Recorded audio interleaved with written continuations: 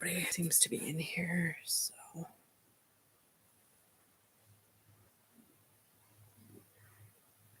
One, two, three, 1, 2, 3, making sure it is picking up audio.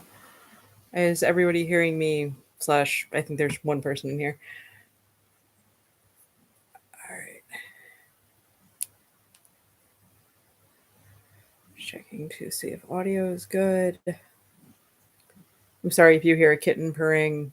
Ron is very obsessively trying to be here right now, but I also don't think that many people are going to complain about a kitten purring.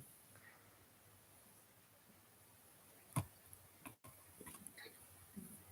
right.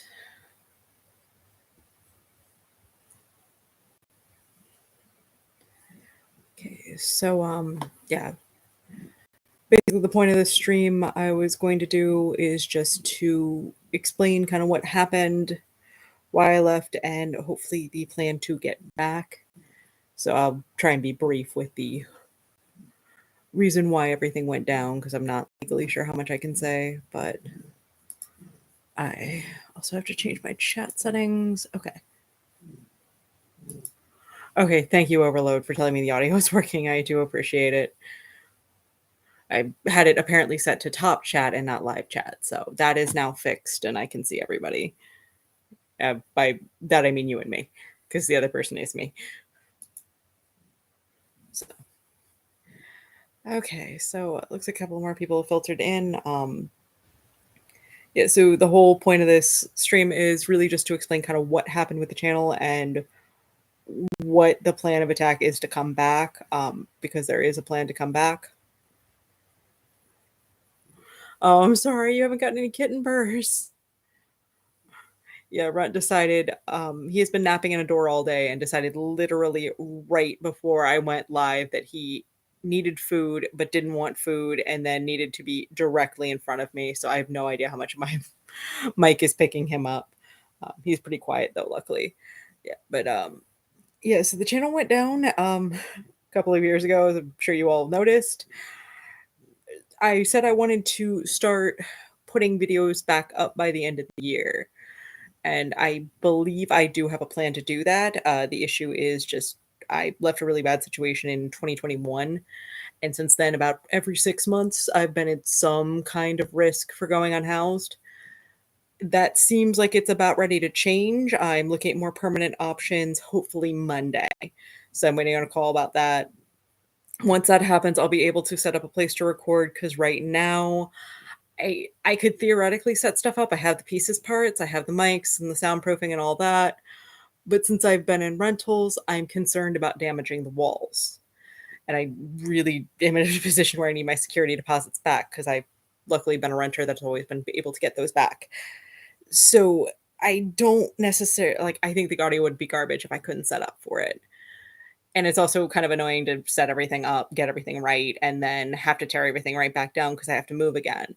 So once I get into a more permanent situation, which looks like it will be happening in the next couple of months, I will be able to set up an area to record. And like I've said on social media a couple of times, and I think on the community tab here, just because I stopped doing public facing things doesn't mean I stopped working. I was still doing research. I was still working on scripts and getting ideas together and putting things together. I was just focusing on back end stuff. Like, I do want to overhaul how things look. I definitely want to streamline some of the content. I want to rehit some of the content because there's some videos I think that could be significantly improved, partially because I feel like I know what I'm doing slightly better than when I started, and also because comments and more information has become available to make things a little bit more robust and a better overall coverage of things. Like somebody pointed out to me, I did that whole thing on queer coding, and somebody pointed out that Chucky has a lot of queer coding in it, like Child's Play, that series. So focusing in a little bit on that might be interesting and stuff like that. So what I can guarantee is coming back, because it is the stuff I've mainly been working on. The controversial art timeline is coming back, and it is like a billion times more comprehensive than it was before. I would say the original script for that timeline, that series, was maybe 50 pages. I've lost the script since, unfortunately. but it was maybe 50 pages.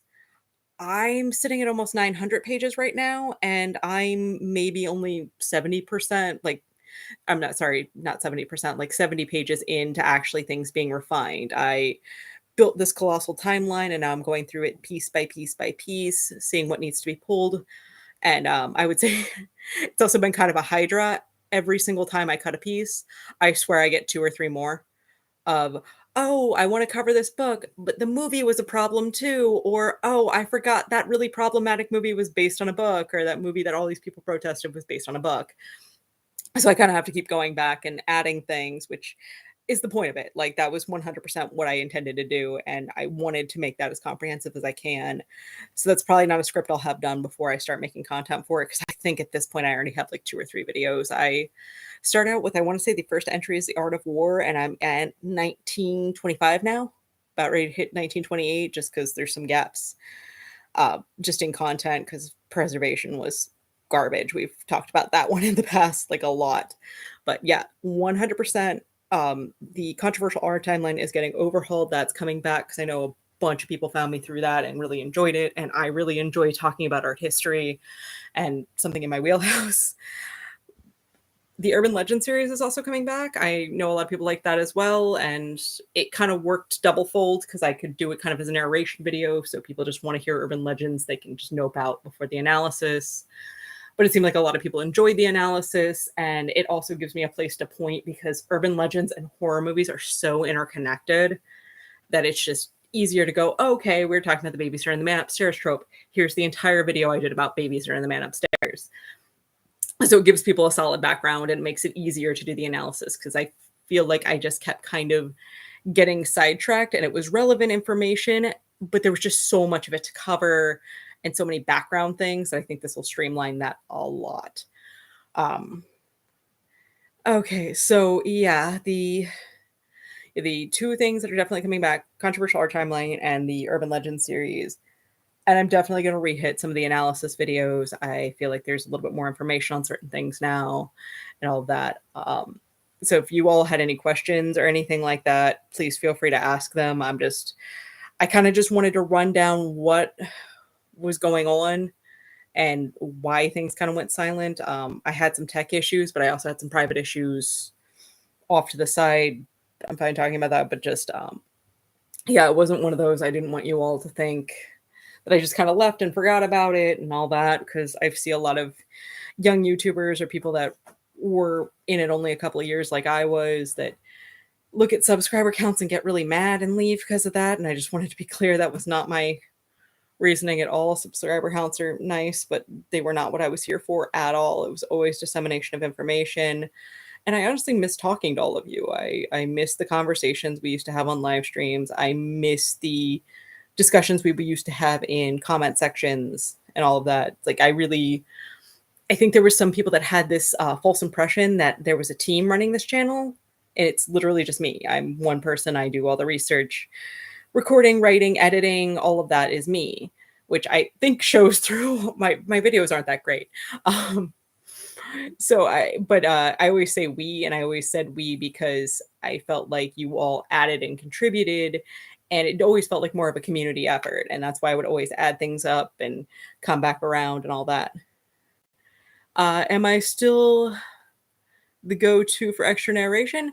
You can be Greylock, that's fine. I originally wanted with the Urban Legend series to have like various narrators come in and just do the narration at the beginning, and then I would do the analysis after, because there are just so many talented horror voice channels on here that I thought that would be a great collaboration, because I had a couple of them contact me saying, hey, I want to work with you, I just don't know how, because we were both in the horror community, but we weren't necessarily doing the same style of content. Because not all horror content's the same. I was doing film analysis. Some people are doing narration. Some people are doing web oddities. And they're connected, but they're not. So it seemed like a good way to do those collaborations and also have somebody who's better at voice acting than me and just is going to give it a lot more of an interesting impact, or just have a more interesting story up front than what I was doing. So yeah, I always wanted to collaborate and add other horror narrators on. So if there are any horror narrators watching or watching this on replay, feel free to contact me and we'll talk about that and pick stories and whatever you'd want to do. So that was something I always kind of wanted to get off the ground. There were a couple of plans in place, but they just kind of all fell through. So I'm more than happy to rehit that. So, and I'm sorry about that clicking in the background.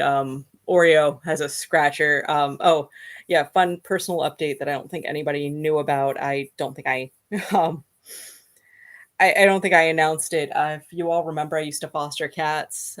There was a litter that was Oreo, pumpkin, and Snickers. I know I posted Oreo up a couple of times because it was flawless eyeliner. We fostered them twice.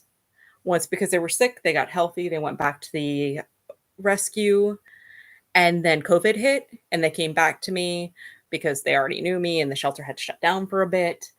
So after about a year of Oreo going back to the shelter, his sisters had gotten adopted, but I was scrolling through Facebook and I didn't think he had gotten adopted because they normally do post when they leave the shelter. And literally the next day they post a montage of Oreo just going, yeah, we don't know why he's still here. He's so great. We love him so much. And it's like, he's been there a year. Okay, he's mine. And went back and got him. I know I said I was done adopting kittens, but he was kind of perfect. Hey, I haven't caught a video in a while, but I can sit here and stream for a few minutes. Yeah, I haven't done any videos in a while, so don't feel bad. I can't really complain about people not watching when I'm not producing. I'm at the point where YouTube's like been messaging me saying like you're gonna lose your partner program, and that's not why. I'm pretty sure live streams don't count towards that, and I don't really care. I was getting maybe $100 a year. The partner program, I think I broke even off of for the materials I had to buy because there were just some rarer titles that I had to purchase. I couldn't get them any other way. But between my physical collection and streaming, I've been doing okay. Like the timelines have been insane with trying to get research materials, and I cannot stress enough. If you're in the US and you have a library card, Hoopla and Canopy are just such invaluable resources. They're free, they're amazing. They work off like a credit system where my library gives me, I think, 10 free credits a month for both platforms. So it's like Canopy is just movies, but Hoopla is movies, comics, books, and audiobooks. And a lot of public domain stuff, because like I said, I'm in the 1920s with the timeline. A lot of that stuff's already is in public domain because I think it's with literature, I think it's 70 years after the author's death. I think there's only one thing I've come across that wasn't public domain already, and that was, or two things technically, because they were both written by the same person. I did Mae West, and if I was monetized with this stream, I'm not going to be anymore. But it was Mae West, The Pleasure Man, and Mae West, Sex. But since she died in, I think, the 80s or 90s, none of her stuff is in public domain. It was really hard for me to get a hold of. And since it was so rarely performed, I couldn't really find performances of it. So, and stuff like that, obviously, I'll note, hey, I didn't get to watch this or I didn't get to see this, but I'm going through each individual piece and making sure it fits and making sure the content's good and all that. I just finished up Lady Chatterley's Lover by D.H. Lawrence, because I think that's like the third or fourth D.H. Lawrence novel in there, and because he just kept getting banned. There's going to be recurrent artists, which are kind of fun, because I think Ken Russell comes up a whole bunch, because not only does he have his own controversial movies, he directed a whole bunch of controversial books into movies. So that one's fun. But yeah, I just finished up Lady Chatterley's Lover, the book, and there was like 12 film adaptations, so I'm slowly trying to go through them. The first one was in French, which I could find a subtitled version on Canopy. The next two are one's in, it says Malaysian language. The other one, I believe, is in Hindi. And I cannot find them with subtitles, but I'm watching them anyway, so that will be interesting.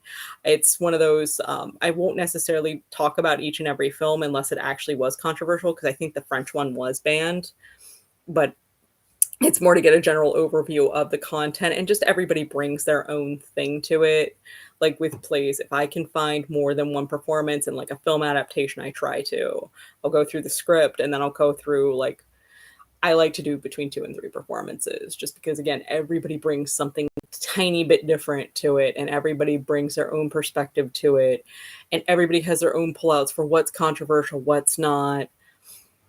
And sometimes you get this feeling that people kinda knew what they were doing, and other times you just it seems like they got blindsided by, like, "I didn't think people would be this upset."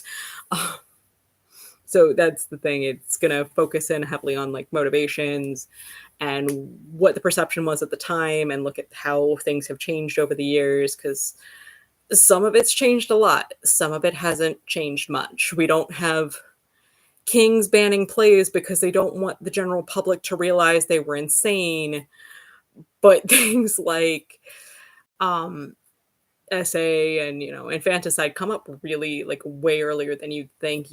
We kinda think of shock art more as a modern thing, and there were definitely things built to be shocking way back when. It's just they went about it a different way, and it kinda looked a little different. But, again, if y'all have any questions, feel free, or you have anything you'd like to add about content or way things you suggestions. I really messed up that sentence, sorry. So, yeah, if you all have any questions, comments, anything like that, feel free. I'm very excited to come back. I'm very excited to get everything going. I know you all haven't seen a lot of front end stuff, but I've been doing so much stuff on the back end that I'm very excited to share. And I'm absolutely 100% going to make sure I have a serious backlog of videos before I even try and come back, because that was one of the things that kept messing me up last time. Is I was so excited and I wanted to share things basically as soon as they were done. But the problem was when I had that hard drive failure and the laptop failure and then the other hard drive failure, I kept getting wiped and I kept having to rebuild, and I didn't have a backlog of already uploaded content. So that was really messing with me. And I feel like if I can get a couple of videos squared away on the back end before I try and start sharing them and work on that, it'll go better. Any new music you're listening to? Nothing really new, honestly. I'm terrible at keeping up with modern music. If you have any suggestions, feel free. I'm trying to think of I listened to a lot of Ska Tunes Network recently. I've been listening to a lot of Scene Queen recently, which I guess are the two most modern artists I can think of. Okay, Overlord is the public domain thing is interesting. There are a lot of early 30s Disney stuff that is still being transferred to public domain. Yeah, Disney was crazy about updating their public domain, public domain, public domain. I know we talked about that a little bit with the public domain horror series, where certain things will be in public domain, but other things won't be. Like Winnie the Pooh is a great example because it's Disney. Uh, if I think believe it's the you put a red shirt on the bear, that's where it crosses over into infringement. But if it's just straight up Winnie the Pooh, it's fine.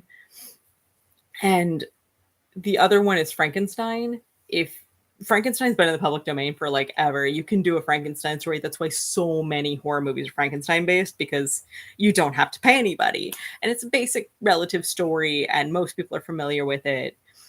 So it makes a whole lot of sense to adapt it. I'm not trying to say because there's a lot of adaptations that's a problem. But if you put like flat top haircut, paint them green, bolts in the neck, big shoes, then you got a problem with Universal because they're going to come after you. Just going to catch up on these comments just real quick. And do you need any particular computer hardware or peripherals? No, I'm actually set on tech. The tech failures were part of the problem. I had a whole lot of personal stuff going on at the time too, that just made everything even extra harder. I guess I'll just say this because I don't think I've said it publicly, at least just the channel. My husband and I got divorced. That went through last year. I left in 2021. That's part of the reason of having so many issues with housing is I didn't really have, due to my disability, I wasn't really in the greatest financial shape when I left, but I needed to. I just needed to get out of that entire situation. But I had to return to work and all of that. And even with returning to work, I've still been able to work on the channel regularly. And I feel like I can balance the two. So I don't feel like that's going to be an issue because I had a lot of demands going on in the past. And since I've gotten more of a routine and together with everything, I think I can manage everything now. Honestly, just happy to see more play work. Every play, even non-controversial, ends up being very different. So this will be exciting. Yeah, I totally agree. It's weird. I think The Emperor Jones is the only one that it felt like I kind of watched the same play three different times. Because I think that was the one, and Hendrik Ibson's Ghosts were ones that had a lot of adaptations, and I got to watch a decent amount of them because, again, most of them were in public domain.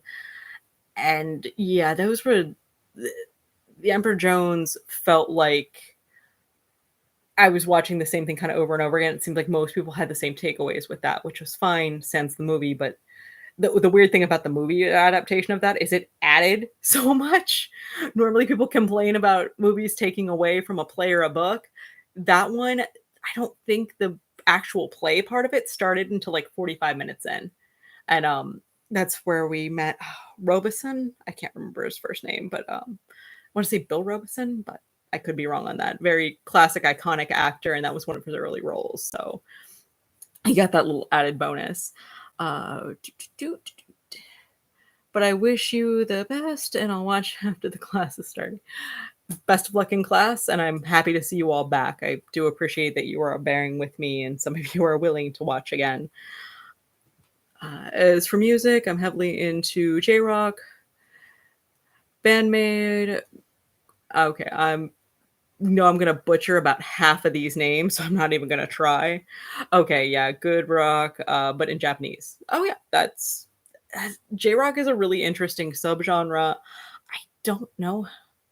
I'm just thinking about it in relation to timeline. Like, I don't know how many J rock bands fall in there, if there are any, because I know they have like idol culture there is weird, but I don't know. It's one of those things. Sometimes it's like it's that art and the artist comment of if the artist is controversial, but their work isn't necessarily, but it seems like most of the time they kind of go hand in hand. Like something like Alice in Wonderland is a really controversial book and it's really controversial. I wouldn't say the films are so controversial, but the book and the base material is what you would not consider like that's a whole weird situation. Lewis Carroll's personal life plays heavy into the problems with that one because there's also that rumor that it's about drugs, but there really isn't any historical evidence for that. If anything, it seems like Lewis Carroll was kind of a teetotaler and didn't like drugs at all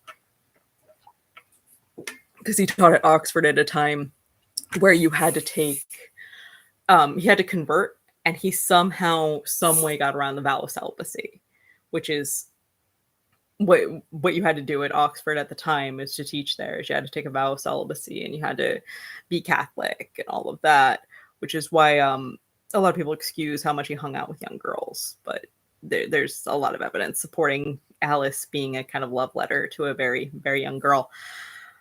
Yeah, but yeah, so that's where sometimes the controversy comes sort of out of nowhere, and sometimes it was right there the entire time. Like something like Eminem comes up like crazy amounts, Ai Weiwei comes up crazy amounts.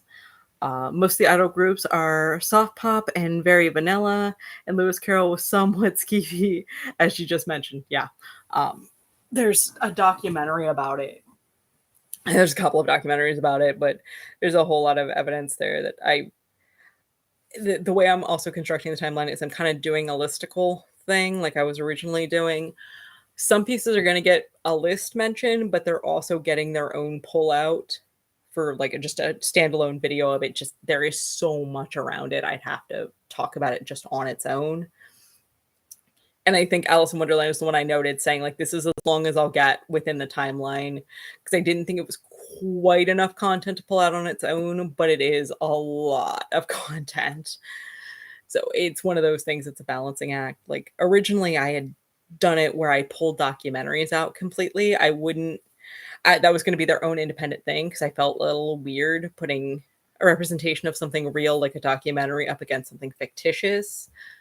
But I decided just to blend it all together just for brevity's sake and to be less confusing so people don't have to track everything.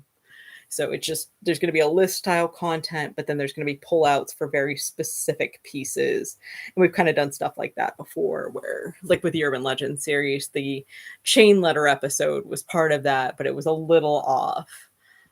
The only real one I'm confused about how to handle on the timeline is there's a couple of things that they weren't necessarily pieces, but they were movements and ideas that were controversial and kind of worked, but I'm not really sure how to present those. Um, I'm blanking on the name of it, and I feel terrible about that. But during World War II, the Third Reich would pull pieces of modern art and drive them around and basically put on these big shows where they would put the art up and like write really mocking things next to it and basically being like, anybody who would make this is mentally ill and this is why you need to support the Nazi party, basically stuff like that. And it's like, that is an important part of art history. It is a really controversial idea because a lot of what he ended up those pieces either got destroyed or were sold. A lot of modern art was sold to fund that movement and to fund the really gross stuff he did. So it feels like it should be talked about there, but it's really hard to just find a place on the line to talk about it because it's not necessarily a piece of art. It just includes pieces of art. Have you considered doing a bit of a dive into Tolkien's language that created a fantasy world? What do you mean by that? I'm like, look at the language itself. I think Lord of the Rings is on the list, but I don't necessarily um, know if I would do a deep dive on the language itself because I don't speak Elvish. I'm not going to pretend like I do. But I just don't know if there's any controversy surrounding that. I know there was some backlash around. I can't remember if it was the movies or the books or both. Yeah, sorry, there's when I said it was about 900 pages, I think there's over 1,000 pieces, so things kind of blend together a little bit. Sorry. Um, Lord of the Rings, you have to. Well, yeah, no, it's on there. Do I even have the file open? I can get the file open because right now the overwhelming majority of it is just listed in its basic years. And I might have an overview, but some of it I'm trying to go in blind as much as I can. So I'm not coming in with preconceived notions, so I can a little bit avoid the bias of if you go looking for something, you'll find it.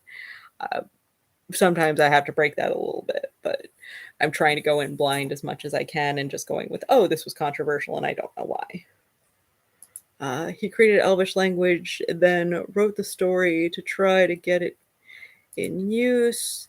And there was some claims about racism and okay, yeah, I've heard a lot of criticism around that because I think D&D just pulled some characters because of that, um, where they were definitely a racial stereotype, and Wizards pulled it because they wanted to try and respect people in that. Yeah, J.R.R. Yep, I've got the books on, but it looks like the films. Nope, I've got the film. No. Okay. Yeah, sorry. It said 50. I thought it was more recent than it was. Yes. For some reason, I have them on twice, so that's a problem. But yeah, no. Lord of the Rings is definitely on there. Is again, like you said, there's racial stereotypes in there. One of the things I'm also doing that's completely different than the first time around is I am putting content and trigger warnings in front of each piece. I figured that way people that want to explore these things, and because I've had a bunch of comments about people not necessarily wanting to engage the media with themselves, but they want to know what it's about, and I apparently explain it in a way that they like, since I try not to be particularly vulgar or graphic. I'm assuming that's why. So I want to do the kind of content trigger warnings, and I figured that would allow people that want to engage with that kind of content but might be sensitive to certain things to skip over pieces that they might not like, or at least just give people a heads up what they're about ready to be in for. I also figured there's a secondary function in my own documents. If I have those trigger and content warnings, it basically works as a keyword. And theoretically, off of that, I could aggregate, okay, well, what things got banned because of this at this time period? What things got censored because of this at this time period? Greylock, the fact that trigger warnings are necessary saddens me. If people have so little control over their emotions, they need to seek help. That's not really what they're about, though. It's really just to provide them the tools, because, like, there are a billion and one ways I could write or talk about something like, let's just say, eating disorders. Like, we did the whole, eating disorders in Drag Me to Hell. So, I assume anybody that would have clicked on that video would have known, yes, this is gonna be about eating disorders. But something like the vomit gore video, I put that warning up there because people wouldn't necessarily think it's gonna be there. They just think it's a gory film with some puke in it. They weren't gonna necessarily be expecting something like child abuse, eating disorders, drug addiction, stuff like that. And those are things that could upset people enough to pull them out of recovery. So you simply just say, hey, this is gonna be in here. If that upsets you, skip over it. And if it doesn't upset you, like, feel free. It's basically putting the responsibility on the viewer of, "Hey, this is what I'm gonna talk about. If that's gonna be bothersome to you, don't come to complain to me because I told you up front." It's taking it's giving people the resources they need to do to engage with the content they want to engage with. Because I've said this a bunch of times about marketing campaigns that I had problems with or different things that read certain ways, like, the marketing campaign for Rob Zombie's Lords of Salem, I think is a good example of it. A lot of people walked out of that movie very, very disappointed because they were coming in the ad campaign was so like, "It's a Rob Zombie movie, it's a Rob Zombie movie," and by that point, between House of a Thousand Corpses, Devil's Rejects, and the Halloween films, people had a perception of what they thought a Rob Zombie movie was gonna be, and they were not expecting something like Lords of Salem. Whereas if they had just kinda shown us footage from Lords of Salem and all of the other things going on around it, like, they would give us a better idea of what the movie was about, I think a lot of less people would have gone in with these expectations that weren't there, and that's kinda where I view it akin to. In that case, they need to allow a box they have to check before they can watch to ensure they understood the warning. Well, that there's no real way to put that in the software or anything like that. It's just gonna be a card in front of everything. Just dropped in to say hello, everyone. Hey, COAG Music, nice to see you, and thank you for stopping by. It's one of those it's gonna be an unmissable card before each piece. I'm debating just reading them too because I've also been using the content from this on audio only platforms because I back up my videos on BitChute and I know BitChute. I believe I still have an account on it's not Vimeo because that one or Vimeo because that one had an upload limit. And I tried to do Twitch, but Twitch is weird. I actually had more censorship issues on Twitch than I did on YouTube, which is funny considering my account got terminated for there in a bit on YouTube. Yeah, Twitch kept, not understanding that I wasn't a live streamer. They weren't understanding I was doing pre-recorded content and just kept taking my stuff down and not telling me why. And when I would contact support, they're like, "Well, your stream was too long." I'm like, "It's a 30-minute pre-uploaded video. How is my stream too long when there are people streaming for, 5, 6 hours playing a game? That makes no sense." But I wasn't gonna argue with it. I just gave up.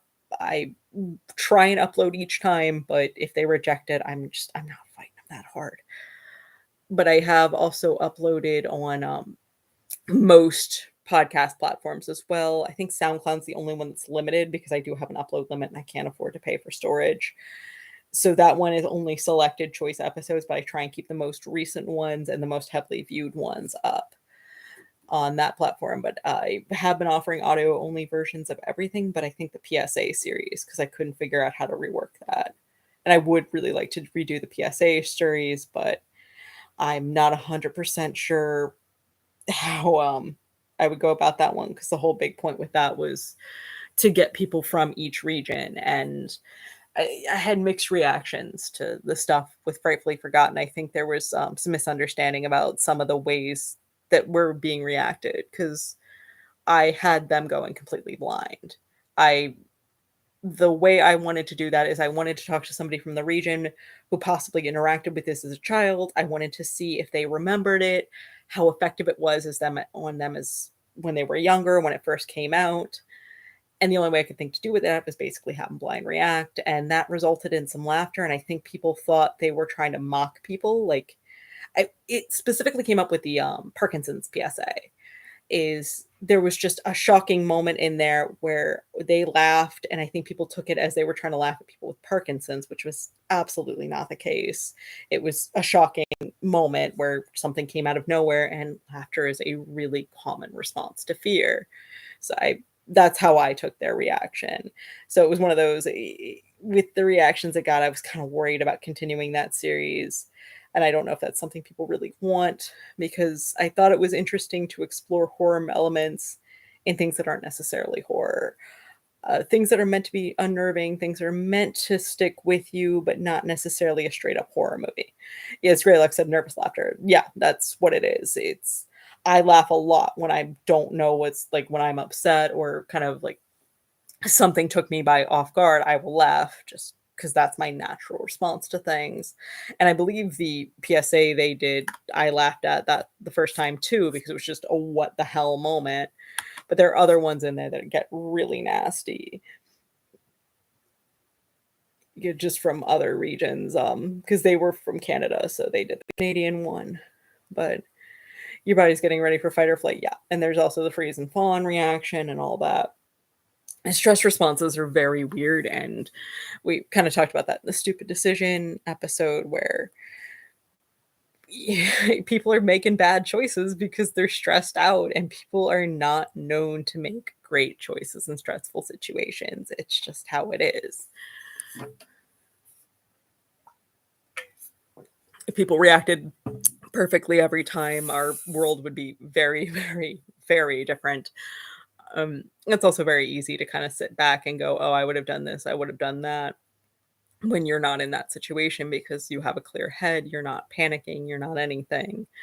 That's why something like You're Next took people so off guard when that girl just started, "Oh, okay, this is what we do, this is how we deal with this is how we build these traps, all that. And at first it struck people as really unbelievable until they finally gave that bit of context of how she grew up. It's like, oh, okay, that makes sense now. I'm trying not to spoil it for anybody who hasn't seen it. But yeah, there was somebody that really approached it from an analytical standpoint, and that was so unnerving to people and so weird at the beginning because we're not used to seeing that because it's unrealistic. We don't act like that, but we also like to mock the person for making a stupid decision when we probably wouldn't make much better choices given the situation. Most people just aren't trained like that. But did you did you all have any questions or anything you wanted to know about possible upcoming content or anything like that? Why I left anything like that? I'm pretty willing to answer anything. That's training, like when I was in the army, train, get the proper response. Yeah, that's why they do that. They want to you basically make it muscle memory of to respond in a certain way. Timeline, the controversial art timeline is just how I abbreviate it. I also have a database project going right now. That is gonna be a huge thing, and it's basically me trying to document as many horror movies as I can in like a database format. That one I want to eventually turn into a demographic study on the victims and methodology in horror movies of murdering victims. That's going to be a way down the line thing, though. I'm considering also making that kind of its own thing because I was thinking since I basically am collecting all of these films from different years, decades, all of that, if I just start making basically slideshows being like, these are all the movies that were released in this particular year, these were all the movies that were released in this particular decade, that might be interesting to some people, but I'm not going to put a whole lot of time and effort to those. Those would be probably just like a slideshow video. And that's why I was like, I might pull that off to be its own thing because it fits, but it doesn't. I might try a couple, see how people react to them, and decide to pull it out on its own thing if I wanted to.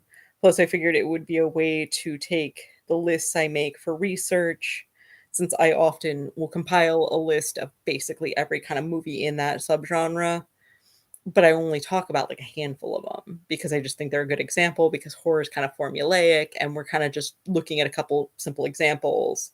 Like the Killer Kids episode, there was some people criticizing that I only used two films. I'm like, well, I was talking about the gender divide between them. I think Mikey was a very good example of the formula you get when we have a male killer child, and I think The Bad Seed is basically the prototype for how we built the female killer child film. So just kind of putting them together to show an example of the formula, because talking about every single film, while yeah, I may have watched them for research to make sure this formula is there, I didn't talking about every single one is just going to be boring as hell for everybody. That's just too much. It would go on forever. So I thought maybe pulling those lists of genres out of like, okay, these are the killer code films, these are this, these are that, and putting them in that format would give people those lists. They could check them out if they want to. And it's nice sometimes when you're just like, I'm in the mood for a particular type of movie to have a list like that. Um, or the world's shortest horror movie, an escaped psychopath from the city gets stuck in the backwoods swamp and tries to start his rampage. A 6-year-old girl quickly put him down. Yeah, kids are nasty. If Eden Lake taught us anything, it's kids are nasty, which was also another movie where the victims didn't necessarily make terrible choices the entire time through. I saw some criticisms about there's a scene where one of the girls gets a pipe through her foot and she like takes it out. It's like, but you expected her to run through the woods with a pipe in her foot? That's like, I understand you don't want to pull things out of a puncture wound, but that seemed a little weird that people were upset about. Better when she took the guy with all the stab wounds into the water and they're like, well, he's going to go septic. I'm like, well, he's going to die if he's not in the water. So sometimes you just have to do harm. Sometimes it's about harm reduction and you can't always perfectly get out of a situation. So you have to sometimes, yeah. Like I said, harm reduction. I just realized I was going to give a much more flowery example of harm reduction. Yeah. So if you all are good and feel like you like what's going on, I feel like I'm kind of just repeating myself and I don't want to do that for you all. So I will cut it off here if there aren't any more comments or anything like that. So,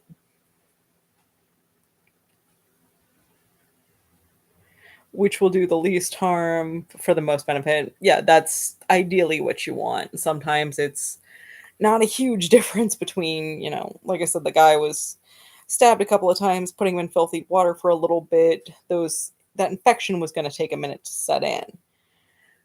But those stab wounds and those kids being like on the top of them that were hunting them, that was going to be an immediate.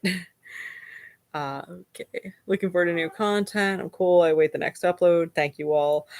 I said this on social media a couple of times. Once I get my housing, like I do intend to be back by the end of the year.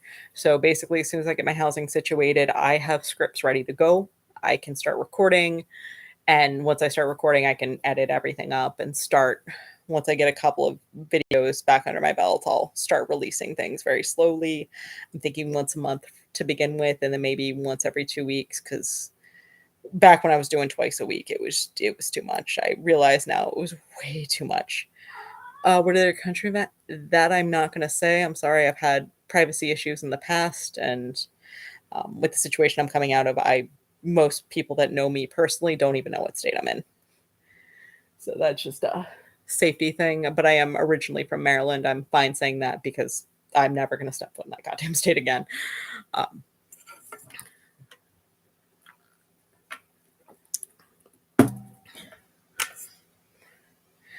So if it's nothing else, I will cut this, and I really hope to see you all back. I cannot wait to talk to you all in the comments because when I said earlier, people are in this for subscriber counts, and I was never like that. I always felt I kind of had the perfect size channel because I felt like you all actually listen to the content, and I would get these essays in my comment sections, and a couple of you all would apologize for it. And I kept telling you not to do that because yes, there were some essays that were just gross, but there were for the most part, really well thought out. And even when you were disagreeing with it was really well backed up. It was us having an actual discussion about the content and kind of forming a more holistic view on it. That's again why I always said we. It was never a team doing this, it was always me. But with your all's input and the conversations we have and the stuff we work on, it does feel like you're kind of all a part of this and you're always pointing out a different perspective or a different way to interpret something, which is a good thing. That's what this is about. While I can't cover every possible interpretation ever, having different ideas in there. And if you saw, like, I used to pin comments that it's like this was really well done, this was really well thought out. And it was an interpretation I didn't think of at all, but this person said it so well, there's no point in me saying it. Like, I'll just pin the comment. There you go. The person that said it gets the credit. Um, so yeah, that's why I'm really looking forward to being back. I As much as I love researching this stuff and all that, you guys became a much bigger or you all became a much bigger component than I was ever anticipating. I was never expecting to get even 100 subscribers that would say anything, let alone I think we're at 8K, all saying stuff that is well thought out, that is showing me that you all want this kind of content and want to interact with it and want to have these kind of discussions about something that tends to get pushed back as being disposable and stupid and silly when in reality it's normally incredibly subversive and has a lot to say that people don't give it credit for.